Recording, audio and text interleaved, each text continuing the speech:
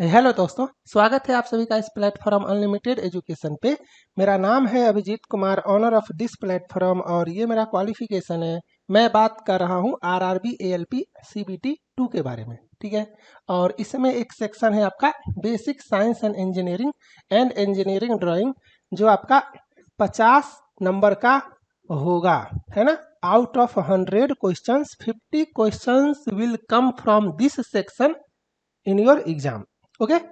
और इससे पहले मैंने एक लेक्चर बनाया है जिसमें मैंने सब कुछ क्लियर कर दिया, क्या होगा सिलेबस, क्या होगा स्ट्रेटजी, क्या इंपॉर्टेंस है, क्यों सीबीटी 2 में इस सेक्शन को आपको अच्छे से पढ़ना है। 70% आपका वेटेज होगा यहाँ से सीबीटी 2 के स्कोर का। और जब आप सीबीटी 2 पास करके साइको टेस्ट दोगे, वहाँ भी 50% बच्चे आउट होंगे, और जो बच्चे साइको टेस्ट पास करेंगे उसमें जो आपका स्कोर आएगा उसका 30%, यहाँ से 70% और साइको का 30% मिला करके आपका वेटेज होगा, और तब आपका मेरिट बनेगा। तो सीबीटी 1 पास कर जाते हो अगर, तो आपको सीबीटी 2 का प्रिपरेशन काफ़ी अच्छे से करना है। तो मैं स्टार्ट कर रहा हूँ 100% complete preparation for basic science and engineering drawing. Chapter 1 है जिसका नाम है यूनिट्स एंड मेजरमेंट, और इसका ये क्लास 1 है, ठीक है। मैं स्टार्ट करूंगा आपका 0 लेवल से और लेके जाऊंगा आपका हाईएस्ट लेवल तक, ठीक है। तो अगर मैं कुछ भी बताता हूं और आपको आता है तो आपको पेशेंस रखना है। Without patience you can't do anything in your life, इस बात को याद रखना। इसका सबसे बड़ा एग्जाम्पल आप मुझसे ले सकते हो या इस प्लेटफॉर्म से ले सकते हो। 2018 में ये चैनल मैंने बनाया था, 2024 में एएलपी का फिर से वैकेंसी आया है। पेशेंस है जिस वजह से आज अनलिमिटेड एजुकेशन साइको टेस्ट के मामले में पूरे इंडिया में नंबर 1 पे बना हुआ है। तो ये सब पेशेंस के वजह से हुआ है। इस बुक को आपको फॉलो करना है, इसका लिंक मैंने डिस्क्रिप्शन में दिया है, ऑर्डर कर लेना। बुक 7 से 8 दिन में आपके घर पे चला जाएगा, और बुक जैसे ही आप ऑर्डर करोगे इसके साथ ई बुक मेरे तरफ से 1 साल के लिए आपका फ्री में ओपन होगा, जिसका यूज आप लैपटॉप या मोबाइल पे कर सकते हो, डाउनलोड एंड प्रिंट नहीं होगा। अगर आप अनलिमिटेड एजुकेशन को फॉलो करते हो तो आपके पास अनलिमिटेड एजुकेशन का बुक होना चाहिए, ठीक है, वो भी hard copy book. Basic science and engineering का ये रेलवे में सिलेबस है। प्रीवियस क्लास में मैंने सब कुछ अच्छे से बताया हुआ था, और आज के क्लास में इस चैप्टर के बारे में बात करेंगे, और इस चैप्टर का ये सारा सेक्शन है। मुझे नहीं पता इसमें 5 वीडियोज आएंगे, 6 आएंगे, 8 आएंगे या 10 आएंगे, मगर आपका ये सेक्शन कंप्लीट कवर होगा, ठीक है। आपको पेशेंस रखना है और सब कुछ अच्छे से पढ़ना है। ये मैंने आपको प्रीवियस क्लास में बताया हुआ है। ये आपका वेटेज है, यूनिट्स एंड मेजरमेंट का वेटेज प्रीवियस ईयर में 5.04% का था। टोटल 18 क्वेश्चंस पूछे गए थे, लेकिन आपको इस सेक्शन का प्रिपरेशन काफ़ी अच्छे से करना है। ये सेक्शन इजी लगता है, इजी है नहीं। इस सेक्शन का मेहनत जितना अच्छा से करोगे, ये सेक्शन पे आपका कमांड जितना ज़्यादा होगा, ये सब चैप्टर में आपको उतना ही ज़्यादा हेल्प मिलेगा। इसीलिए इस सेक्शन में मैं थोड़ा सा टाइम लूंगा, काफ़ी अच्छे से कवर करूंगा, ओके। तो स्टार्ट करते हैं। Physical quantity. फिजिकल क्वांटिटी क्या होता है? तो all those quantities that can be measured directly और indirectly and in terms of which the laws of physics can be expressed are called physical quantity. और ये आपका फंडामेंटल क्वांटिटी होता है, डिराइव्ड क्वांटिटी होता है, ठीक है। अब हम लोग देखेंगे कि what is fundamental physical quantities और what is derived physical quantities, ठीक है। तो देखो, जो इंडिपेंडेंट होता है ना, इसको याद रखना। यहाँ से क्वेश्चन बनेंगे। मैं जब पढ़ाऊंगा, जहाँ भी स्टार मार्क करूंगा, जहाँ भी इंपॉर्टेंट बोलूंगा, जिसको बोलूंगा याद करने के लिए, उसको आप नोट डाउन कर लेना। तो फंडामेंटल क्वांटिटी को हम लोग इंडिपेंडेंट क्वांटिटी भी बोलते हैं। ये जो होता है फंडामेंटल क्वांटिटी, वो इंडिपेंडेंट होता है ना। ये किसी और फिजिकल क्वांटिटी पे डिपेंड नहीं करता है, ठीक है, and are not usually defined in terms of other physical quantities. और डिराइव्ड फिजिकल क्वांटिटी क्या होता है? जिसको हम लोग डिराइव करते हैं, है ना। जैसे डेरिवेशन आप लोग वर्ड समझते हो, डी से समझ सकते हो, डी से या नाम से ही समझ सकते हो। डिराइव्ड फिजिकल क्वांटिटी जिसको हम लोग डिराइव करते हैं, है ना, फंडामेंटल क्वांटिटी के हेल्प से, ओके। और डी से ही आप समझ सकते हो डिपेंडेंट। तो डिराइव्ड क्वांटिटी क्या है? डिपेंडेंट है। है ना।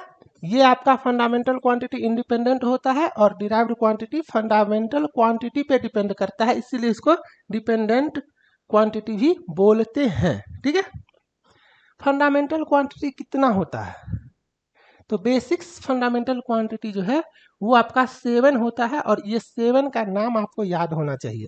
इस पे क्वेश्चंस आए थे प्रीवियस ईयर में। जब मैं आपको प्रीवियस ईयर का क्वेश्चन डिस्कस करूंगा तब आपको समझ में आएगा कि कंसेप्ट स्ट्रॉन्ग करना क्यों जरूरी है। क्वेश्चन आपका डायरेक्ट आता ही नहीं है, क्वेश्चन आपको सारा कंसेप्ट को कंबाइंड करके पूछा जाता है। अगर आपको हर एक कंसेप्ट क्लियर नहीं होगा आप फंसोगे वहां पे। और मैंने प्रीवियस क्लास में आपको बताया हुआ था कि 0.03 नंबर से सिलेक्शन रुक जाता है। आप सोच करके देखो, एक क्वेश्चन का इंपॉर्टेंस क्या होता है। एक क्वेश्चन अगर आप सही करते हो तो 1 नंबर आपको मिलता है ना, और अगर ये गलत होता है तो आपका -1, जो आपका गलत हुआ उसका जहां पे आप ला सकते थे लेकिन आप गलत कर दिए, तो 1 नंबर तो वो आपका गया। और गलत करने की वजह से आपका 0.33 मतलब आपका 1.33 1.33। एक क्वेश्चन आपने रॉन्ग किया तो रियल में आप 1.33 मार्क्स पीछे जाते हो। और यहाँ पे फाइनल सिलेक्शन जब होता है तो 0.03 से बच्चे स्टेशन मास्टर या ALP मिस करते हैं, है ना। मेरे पास बच्चे बताते रहते हैं मुझे, तो मैं देखता हूँ, नोटिस करता हूँ, तो आप लोगों को बताता हूँ। तो जो करना है अच्छे से करना है, नहीं तो नहीं करना है। क्लियर। तो ये आपका फंडामेंटल क्वांटिटी 7 है, और इसका नाम आपको पता होना चाहिए। Mass, length, time, electric current, temperature, luminous intensity और अमाउंट ऑफ सब्सटेंस। तो ये आप लोग बचपन से पढ़ते होंगे, क्लास 6-7 से पढ़ते होंगे, तो आपको ये आता होगा। सब कुछ मैंने बुक में भी दिया हुआ है।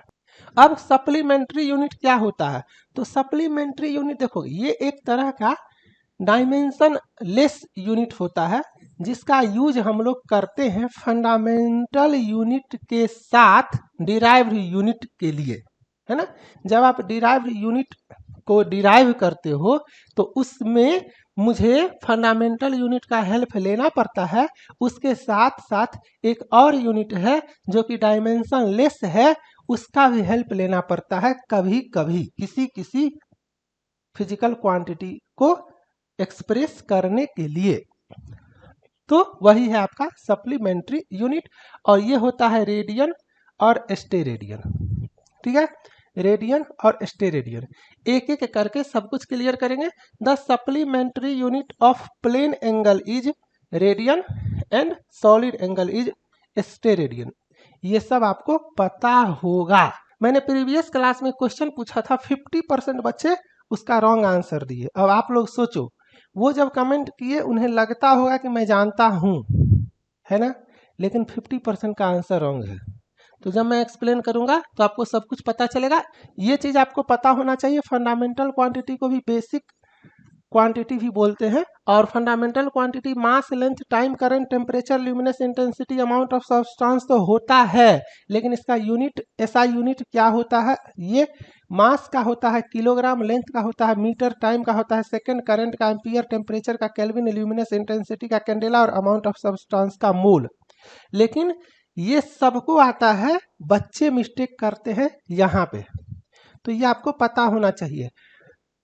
कैपिटल और स्मॉल, जैसे मैं आपसे पूछूंगा कि सेकंड, टाइम का यूनिट सेकंड है, सेकंड को जो रिप्रेजेंट करते हो उसमें कैपिटल S लगाते हो या स्मॉल s लगाते हो, इसमें भी काफी बच्चे गलत कर देंगे। तो मास में केजी होता है, याद रखना, इस तरह से केजी लिखेंगे, ठीक है, ना कि ऐसे लिखेंगे। लिखने का लिखा जाता है, लोग लिखते हैं, लेकिन आपको अगर एग्जाम में आता है तो आप इसका यूज करोगे। मीटर में स्मॉल m, सेकंड में स्मॉल s, एम्पियर में कैपिटल A, केल्विन में कैपिटल K, कैंडेला में स्मॉल cd और मोल में स्मॉल mol। ठीक है, तो ये आपको पता चला। सप्लीमेंट्री यूनिट अभी मैंने आपको बताया कि प्लेन एंगल होता है, सॉलिड एंगल होता है। प्लेन एंगल का रेडियन होता है, सॉलिड एंगल का स्टेरेडियन होता है। रेडियन को RAD से रिप्रेजेंट करते हैं और स्टेरेडियन को SR से रिप्रेजेंट करते हैं, ना कि SRAD से। ठीक है, ये आपको पता होना चाहिए। याद कैसे करोगे? एस से सॉलिड, एस से स्टेरेडियन। तो अगर आप कंफ्यूजन में हो रेडियन और स्टेरेडियन में कौन किसका है, तो आप ऐसे याद कर सकते हो कि सॉलिड एंगल का स्टेरेडियन होगा और प्लेन एंगल का रेडियन होगा। रेडियन क्या होता है, स्टेरेडियन क्या होता है, प्लेन एंगल क्या होता है, सॉलिड एंगल क्या होता है, मैक्सिमम बच्चों को ये नहीं आता होगा। तो ये आपको पता चला। अब थोड़ा सा रेडियन के बारे में समझाता हूँ। यहाँ पे क्वेश्चन डायरेक्ट पूछे जाते हैं, तो ये तो आप लोग रट्टा मार लेते हो कि थीटा इक्वल टू L/R। अब थोड़ा सा अच्छे से समझो। रेडियन जो होता है वो 2 डायमेंशनल फिगर के लिए होता है, और स्टेरेडियन जो होता है वो आपका 3 डायमेंशनल फिगर के लिए होता है। 2 डायमेंशनल में जैसे कि मैं नाम लेता हूँ सर्कल, सर्कल, और 3 डायमेंशन में मैं नाम लेता हूँ स्फीयर। तो ये आपको पता चला। सॉलिड, सॉलिड, ठीक है। सॉलिड का मतलब अपने आप में ये 3D है। तो जैसे कि ये एक सर्कल है, और इस सर्कल में मैं ऐसे करके डायग्राम बनाता हूँ। तो सपोज करो ये रेडियस है ना, ये भी रेडियस हुआ, और ये आर्क लेंथ है, ये आर्क लेंथ है। वैसे तो ये कर्व है आपका, बट जब आप काफ़ी बड़े सर्कल को काफ़ी छोटे छोटे पार्ट्स में डिवाइड करोगे तो ये ऑलमोस्ट आपका स्ट्रेट लाइन ही होगा, तो इसको एल बोलते हैं। और ये एंगल जो है वो आपका थीटा हुआ।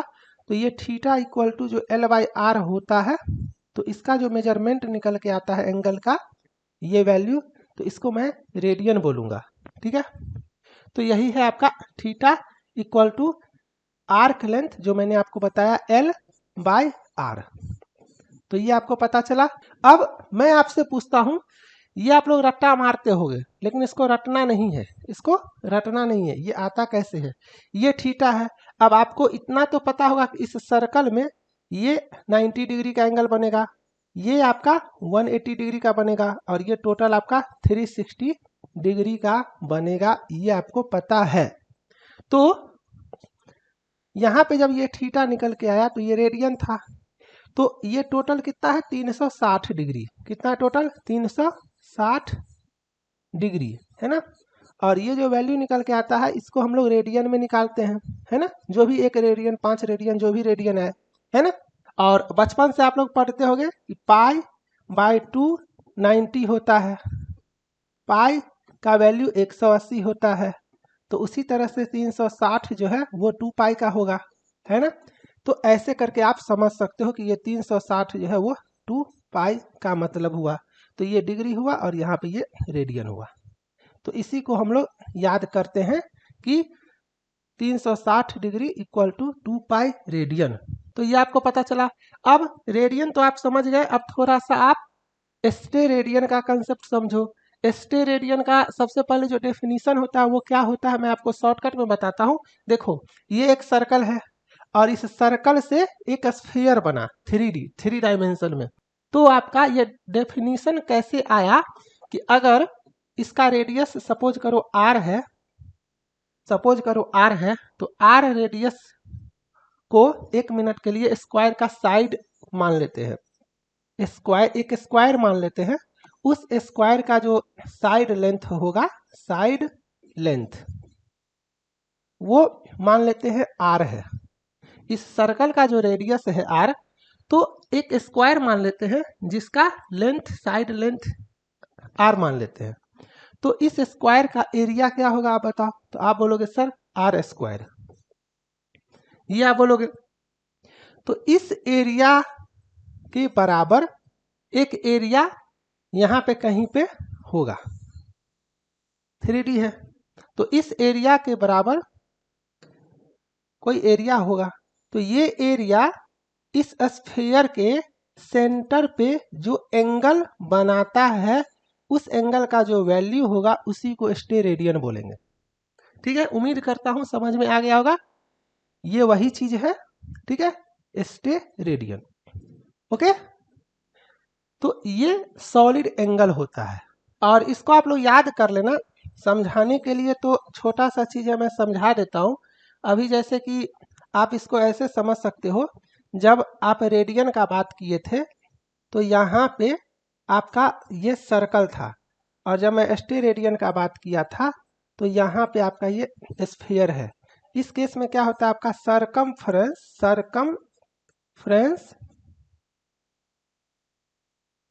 डिवाइडेड बाय रेडियस, ठीक है, रेडियस। और इस केस में क्या होता है, आपका सरफेस एरिया डिवाइडेड बाय आपका रेडियस का स्क्वायर, ठीक है। तो इसका सरकमफ्रेंस हुआ 2 पाई आर और बट्टे रेडियस करोगे, और उसी तरह इसका सरफेस एरिया, स्फीयर का सरफेस एरिया कितना होता है, आप लोग खुद बोलोगे सर 4 पाई आर स्क्वायर, ठीक है। और ये हुआ आपका आर स्क्वायर। तो यहां से आपका ये कटा तो ये आया 4 पाई, और यहां से आपका आर कटा तो ये आया 2 पाई। तो रेडियन के केस में हम लोग इसको ऐसे याद रखते हैं कि जब एक कंप्लीट राउंड होता है तो 2 पाई रेडियन होता है, जिसका वैल्यू अभी मैंने आपको बताया 360 डिग्री, 2 पाई रेडियन, ठीक है, ये आपको पता चला। और उसी तरह से यहाँ पे आप देख रहे हो 4 पाई आया, और ये क्या है, स्टेरेडियन। तो जब इसका कंप्लीट राउंड करते हैं तो इसका जो वैल्यू आएगा यहाँ से 4 पाई स्टेरेडियन। तो ये कंप्लीट राउंड में आपका 2 पाई रेडियन आया, और ये कंप्लीट राउंड में आपका 4 पाई स्टेरेडियन आएगा, ठीक है। तो ये आपको पता चला। तो यहाँ पे आप इसको याद कर लेना कि the solid angle of a sphere at its centre is 4 pi steradian. ये इस फॉर्मूला से कैलकुलेट होके आया है। उम्मीद करता हूँ आपको ये समझ में आ गया होगा। स्टार्टिंग में मुझे हर कुछ समझाना होता है, मैं धीरे धीरे आगे बढ़ूंगा।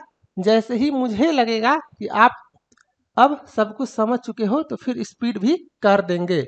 अब system of units and unit conversion के बारे में बात कर लेते हैं। System of units and units conversion. अब यहाँ पे ये 4 तरह का सिस्टम ऑफ यूनिट्स है, FPS, CGS, MKS, SI, ठीक है। तो इसको बोलते हैं फुट, पाउंड, सेकेंड, ठीक है। ये आपका एक लेंथ है, एक वेट है और एक टाइम है। MLT जो फंडामेंटल डायमेंशन होता है, मास, लेंथ एंड टाइम, MLT। तो इसी को ये रिप्रेजेंट करने के लिए 4 सिस्टम ऑफ यूनिट है। CGS में जब जाओगे तो ये आपका सेंटीमीटर हुआ, ये आपका ग्राम हुआ, और ये आपका सेकेंड हुआ। उसी तरह से जब आप MKS में जाओगे तो ये आपका मीटर हुआ, ठीक है, ये आपका केजी हुआ, और ये आपका सेकेंड हुआ, और ये आपका SI सिस्टम हुआ, जिसका SI का फुल फॉर्म भी एग्जाम में आता है, तो इसको याद रखना, इंटरनेशनल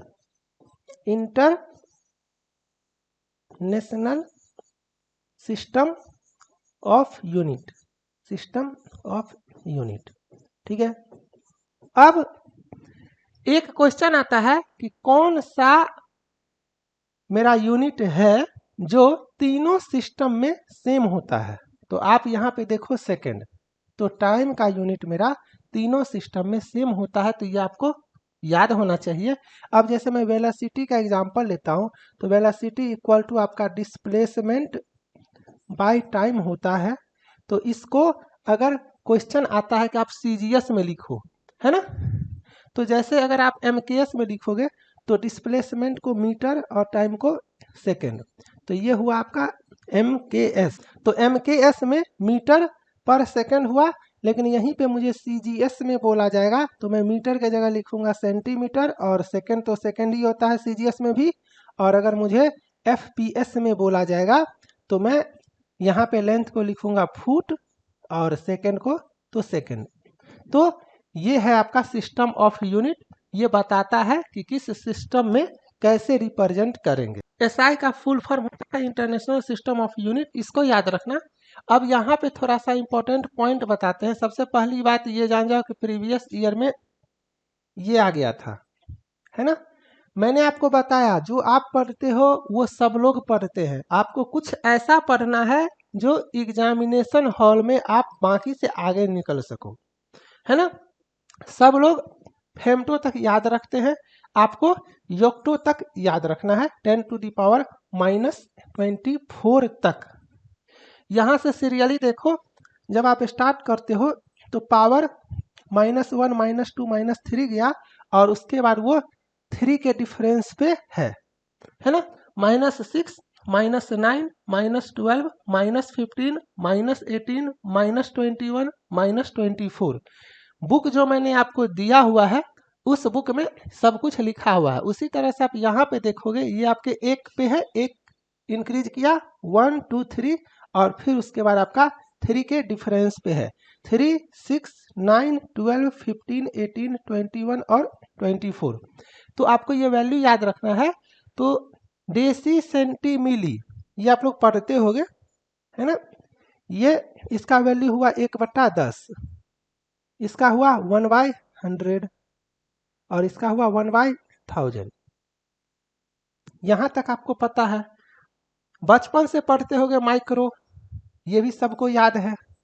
नैनो भी याद होता है, लेकिन इसके बाद बच्चे भूल जाते हैं। तो deci centi milli micro nano pico femto atto zepto yocto ये याद होना चाहिए। तो मैक्सिमम बच्चों को मैं देखता हूँ फेमटो तक याद रखते हैं, मैक्सिमम को मैं देखता हूँ। लेकिन आपको अट्टो जेप्टो योक्टो याद रखना है और आप भूलोगे नहीं अगर आप इसको 3 के डिफरेंस पे इंक्रीज करोगे, ठीक है।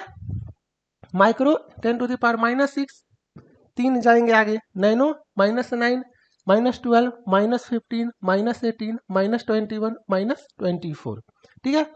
एक चीज और, आप इसका सिंबल देखो अच्छे से, यहाँ पे सारा का जो आपका फर्स्ट लेटर है ना, वही है आपका, ठीक है। तो ये आपको पता चला, बस एक माइक्रो है जो आपका अलग है और ये आप लोगों को आता होगा, बचपन से पढ़े होगे। तो माइक्रो को हम लोग म्यू से रिप्रेजेंट करते हैं। तो इसको आपको याद रखना है। मैंने पहले आपको बोला यूनिट्स एंड मेजरमेंट को हल्के में नहीं लेना है। पूरा का पूरा बेसिक साइंस जो आप पढ़ोगे ना, हर जगह पे आपका ये सब यूज होगा, है ना। डेटा आपको दे देगा माइक्रोमीटर में, पूछ देगा आपसे मीटर में, तो आपको पता होना चाहिए ना कि माइक्रोमीटर में 10⁻⁻6 मीटर होगा, ये तो पता होना चाहिए, है ना। उसी तरह से जब आप यहाँ पे जाते हो तो डेका, ये सब कॉमन वर्ड है। यहाँ पे देखो डेसी और यहाँ पे डेका। डेसी का मतलब ही आपका 1/10 है और डेका का मतलब 10 है ना। तो डेका, हेक्टो, किलो आप लोगों को पता होगा, मेगा आप लोगों को पता होगा, गीगा से बच्चे कंफ्यूज करते हैं, गीगा, टेरा, पेटा, एक्सा, जेटा, योटा। अब यहाँ भी देखो योक्टो 10⁻⁻24 और योटा 10⁻+24। यहाँ पे आप देखो जेप्टो और यहाँ पे देखो जेट्टा। तो नाम सेम है, हल्का सा चेंज है। तो यहाँ पे ये कंफ्यूज नहीं करना है कि योक्टो और योट्टा, है ना। इसको आपको समझना पड़ेगा, योक्टो माइनस है, योट्टा प्लस है। तो इसको भी मैं छोटा सा टेक्निक बता देता हूँ, जो आपको आता है उससे पकड़ो। आप माइक्रो तो आपको आता है, नैनो आपको आता है, तो आप यहाँ से देखो माइक्रो है, नैनो है, या मिली आप जानते होगे, है ना, मिली। तो आप ऐसे करके देखो, ये माइक्रो है, नैनो है, तो ओ का साउंड पकड़ो, माइक्रो माइनस है, नैनो माइनस है, तो अट्टो जेप्टो यक्टो माइनस वाला होगा। उसी तरह से मेगा, मेगा आपका ये आपको पता है, मेगा से आप पकड़ सकते हो, है ना।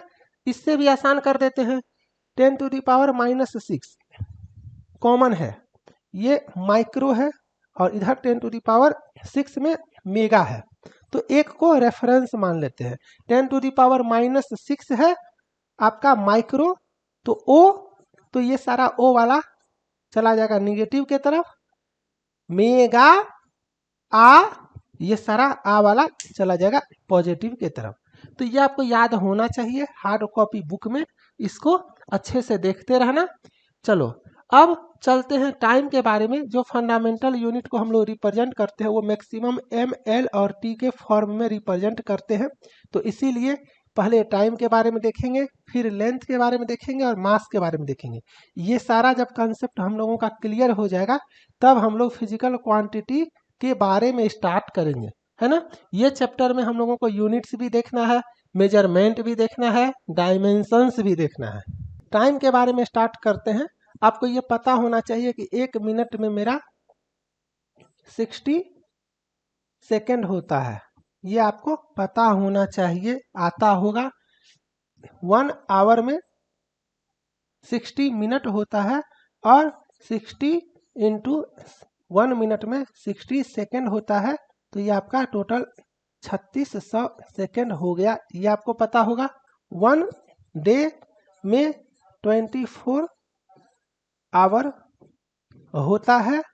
1 ईयर में मेरा 365.25 डेज होता है।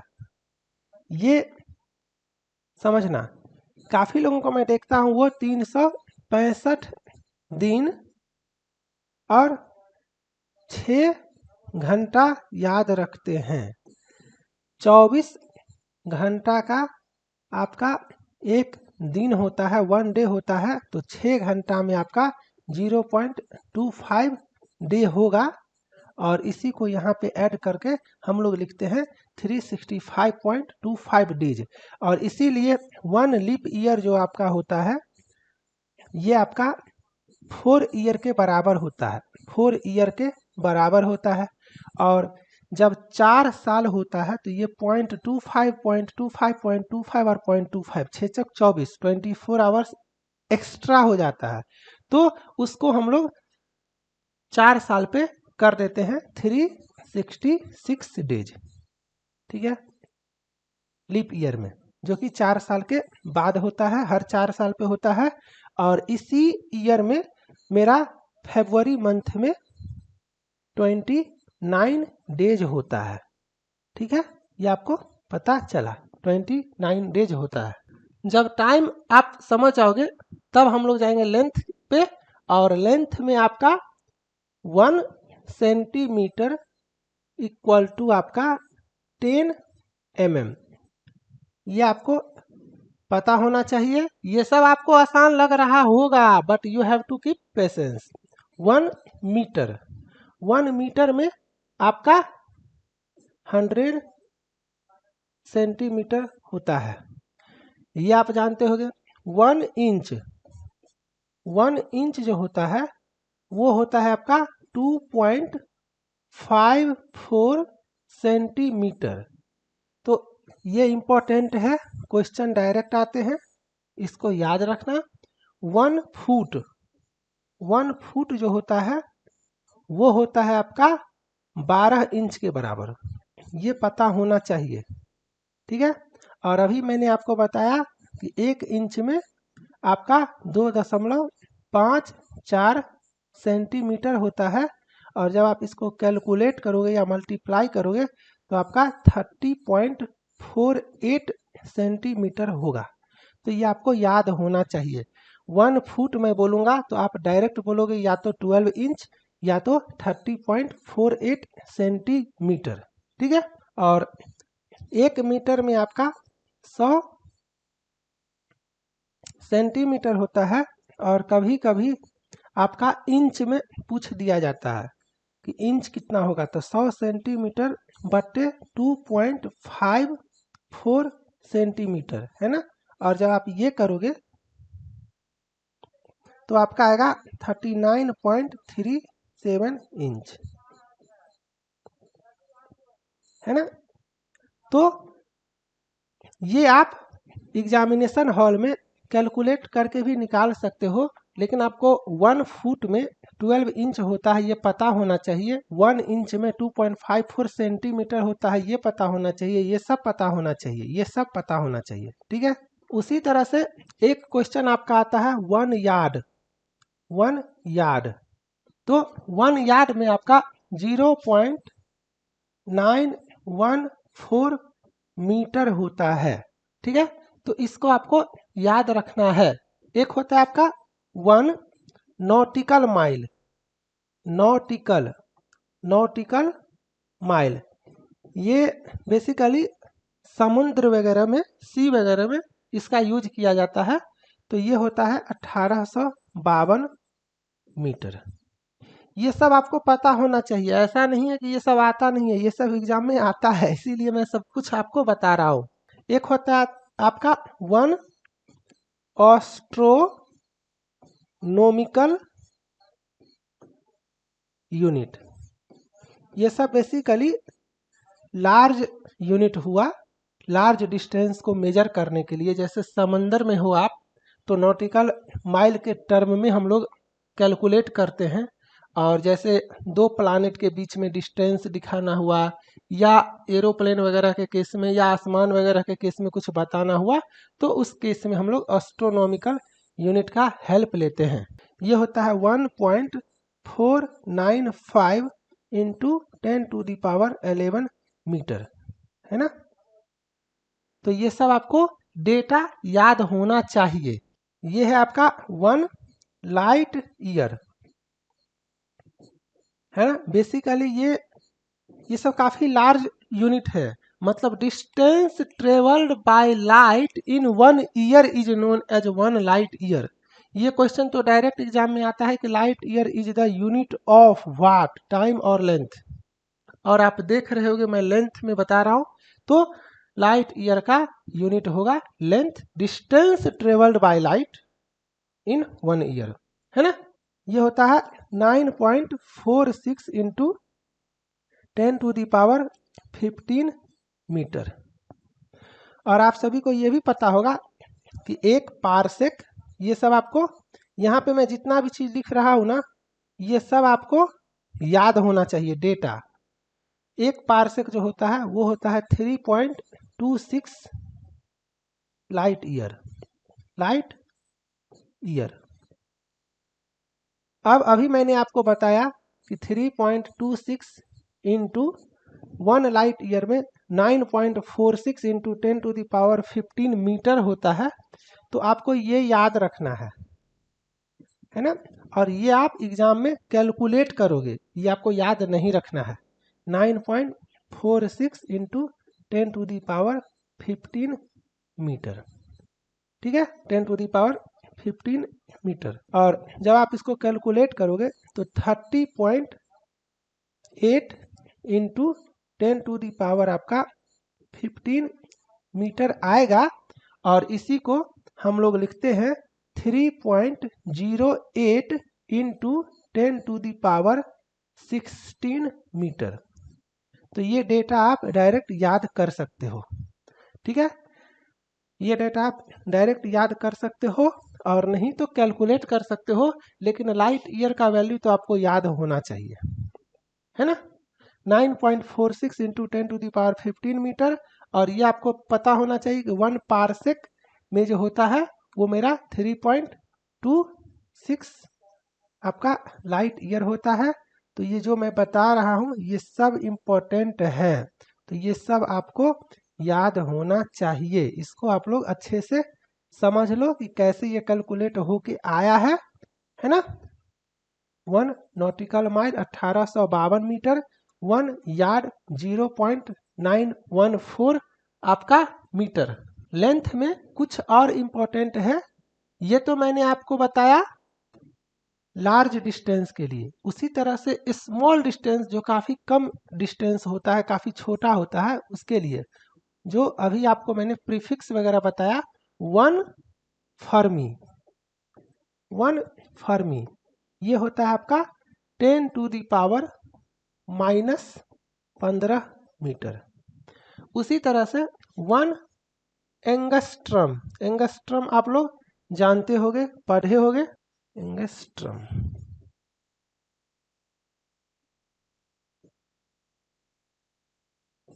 ये होता है आपका 10⁻⁻10 मीटर, ठीक है।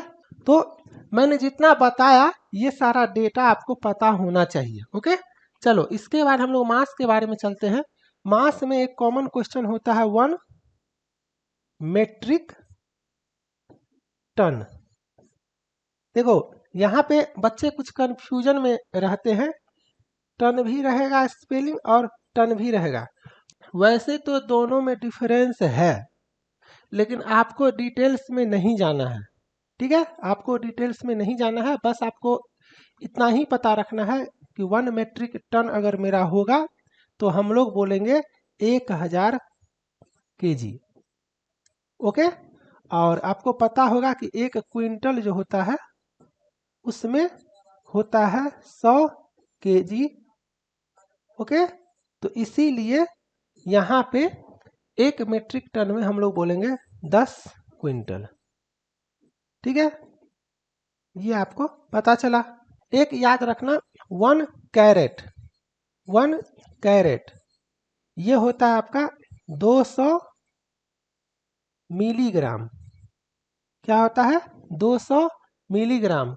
उसी तरह से एक होता है 1 पाउंड, है ना। सब कुछ मैंने बुक में अच्छे से लिखा हुआ है। और एक होता है 1 ऑन्स। ओके, ये सब आपको पता होना चाहिए। अगर आप ये लेक्चर देख रहे हो तो मुझे पता है आप लोग खुद सोचो कि आपको सब कुछ आता है या नहीं। अगर एक दो चीज भी ऐसा है जो आप नहीं जानते हो और वो अगर एग्जाम में आ गया तो सोचो। तो ये होता है आपका 453 453.6 आपका ग्राम। 1 पाउंड बोलते हैं इसको 453.6 ग्राम। और 1 ऑन्स जो होता है उसको बोलते हैं 28.35 ग्राम। 1 ऑन्स होता है 28.35 ग्राम। तो ये सब आपको पता चला, इसको आप अच्छे से याद कर लेना। इसके साथ साथ एक दो और देखेंगे इंपॉर्टेंट। एक है आपका 1 AMU। सबसे पहले इसका फुल फॉर्म आपको पता होना चाहिए, एटॉमिक मास यूनिट। ठीक है, ये आपका डायरेक्ट आता है एग्जाम में। 1 AMU, AMU का फुल फॉर्म क्या होता है? Atomic mass unit. और इसका वैल्यू कितना होता है? 1.66 इंटू 10⁻⁻27 kg। ओके, ये होता है आपका 1 AMU का वैल्यू। तो आज का क्लास यहाँ पे रोकते हैं। और स्टार्टिंग में मैंने आपको एक चीज बताया था मोल के बारे में, है ना।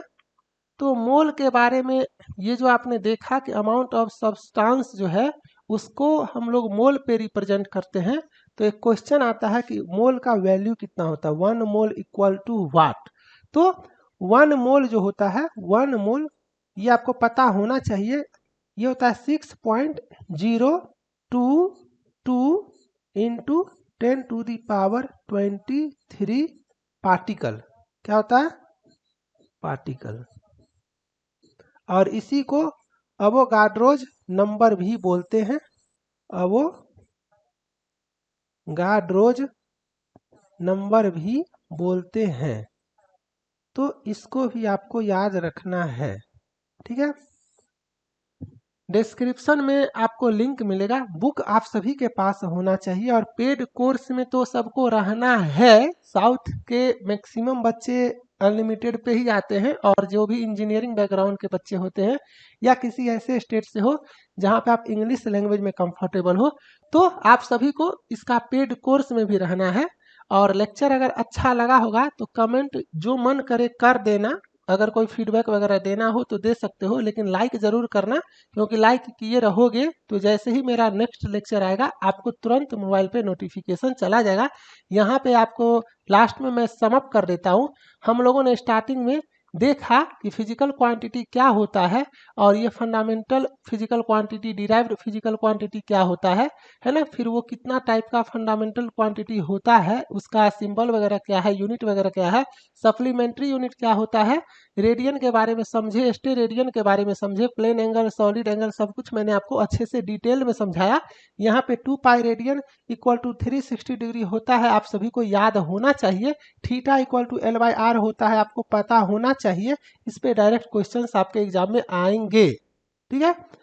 Solid angle of sphere at its centre 4 pi steradian होता है। सब कुछ मैंने आपको समझाया। सिस्टम ऑफ यूनिट क्या होता है इसके बारे में बात किए। प्रीफिक्स ये सब काफ़ी ज़्यादा इंपॉर्टेंट है। मल्टीप्लायर वगैरह कैसे याद रखोगे ये सब मैंने आपको अच्छे से बताया। टाइम के बारे में ये सब आपको पता है, मुझे भी पता है, लेकिन आपको सब कुछ पता होना चाहिए, कहीं भी कुछ भी मिस्टेक नहीं होना चाहिए। लेंथ के बारे में सब कुछ ये सब याद रखना कि 1 फुट में 12 इंच होता है और 1 इंच में 2.54 सेंटीमीटर होता है, ये इंपॉर्टेंट है ना। उसके बाद 1 यार्ड का वैल्यू, नॉटिकल माइल क्या होता है, एस्ट्रोनॉमिकल यूनिट क्या होता है, लाइट ईयर क्या होता है, पार्सेक और लाइट ईयर में रिलेशन क्या है, कितना वैल्यू होता है, ये आपको पता चला। फर्मी का वैल्यू, एंगस्ट्रॉम का वैल्यू, है ना। मेट्रिक टन क्या होता है, कैरेट, पाउंड और ऑन्स, इसका वैल्यू आपको पता होना चाहिए, है ना। एटॉमिक मास यूनिट क्या होता है, इसका वैल्यू कितना होता है, मोल और अवोगाड्रोज नंबर कितना होता है, ये मैंने आपको सब कुछ बताया। नेक्स्ट क्लास जो होगा उसमें हम लोग बात करेंगे कन्वर्जन के बारे में, और उसके साथ साथ जो भी फिजिकल क्वांटिटी होता है उसका यूनिट्स के बारे में बात करेंगे। फिर जाएंगे हम लोग मेजरिंग डिवाइस के बारे में, फिर जाएंगे डायमेंशंस के बारे में, फिर जाएंगे सिग्निफिकेंट फिगर के बारे में, है ना, फिर जाएंगे एरर के बारे में। ये चैप्टर काफी अच्छे से करना है। जितना अच्छा से ये चैप्टर पे कमांड होगा ना बॉस, इसके बाद आएगा मास, वेट, डेंसिटी। सब कुछ आपको पहले से आता रहेगा। मास क्या होता है, वेट क्या होता है, डेंसिटी, अब सब कुछ पहले से जानोगे। मास, वेट एंड डेंसिटी में मैं जितना भी चीज बताऊंगा ना 50% चीज आपको पहले से आता होगा इसी चैप्टर के वजह से। जैसे ही आप स्पीड वेलोसिटी में जाओगे आपको वहां पे 20-25% चीज पहले से आता होगा।